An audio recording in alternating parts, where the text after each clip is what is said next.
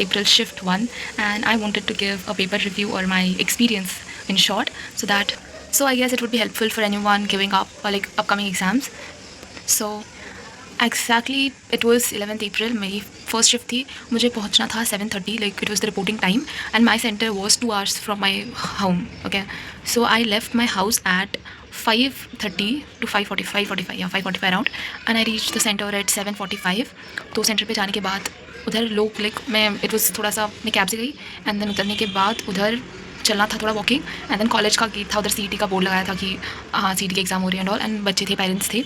So after going there was a board which was there जहाँ पे बहुत सारे पेपर्स लगाए थे, and there we had to check our name के साथ आपको आपका lab number and serial number था. तो उन्होंने बोला था कि वो lab number and serial number अपने हॉल टिकट पे लिख लो.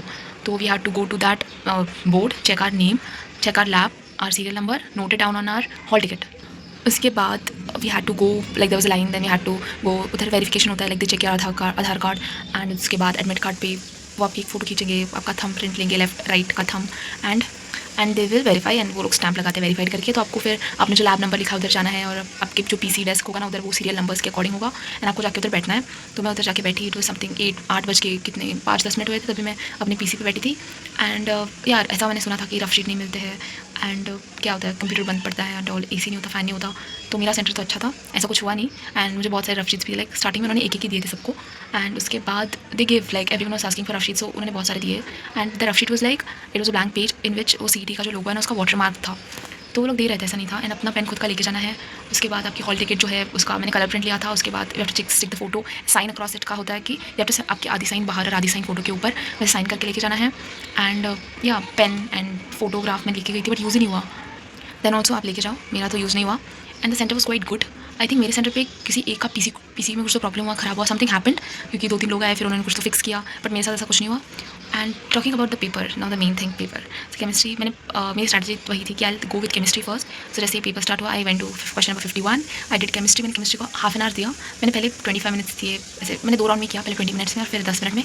तो फिर it was easy, chemistry was easy. Physical chemistry was not calculative, जो मैंने प्रैक्टिस करके गई थी PYQs में ना, ऐसे लॉग के वैल्यूज़ आ रही थी, and I was like how am I suppose to remember these log values. And वैसा कुछ नहीं था, मतलब जो फिजिकल केमिस्ट्री आई थी ना वो इतनी कैलकुलेटिव नहीं थी, the numbers were like cut हो रहे हैं या फिर डायरेक्टली वेरी इजी कैलकुलेशन, वैसी थी फिजिकल.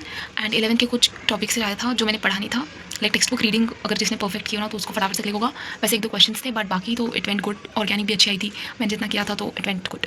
उसके बाद I started physics, I also did it in 2 rounds. First round में I did the question which I think कि मुझे आते परफेक्टली, वो सारे किए.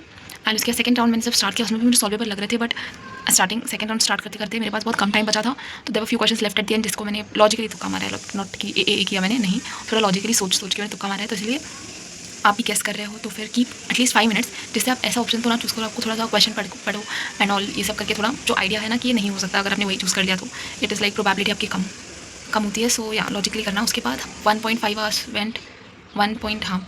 उसके बाद मैथ स्टार्टेड, एंड मैथ्स के पहले मैंने 2 मिनट लाइक मेरा हो गया फिजिक्स, मैंने 2 मिनट का ब्रेक लिया, 2 मिनट बचे थे तो मैंने कुछ नहीं किया, मैंने चेक किया, मैंने सारे आंसर किए यानी all of that, and I drank water and मैंने लाइक शांति. उसके बाद मैथ स्टार्ट होते ही मैंने फिर से वही किया. फर्स्ट राउंड में मैंने सारे वो क्वेश्चन किए जो मुझे फटाफट आ रहे हैं. मैंने इंटीग्रेशन इतना प्रैक्टिस नहीं किया था लास्ट के वीक में मैंने रिवाइज़ भी नहीं किया था, बिकॉज मैंने जो परफेक्ट किया मैंने वही रिवाइज़ किया.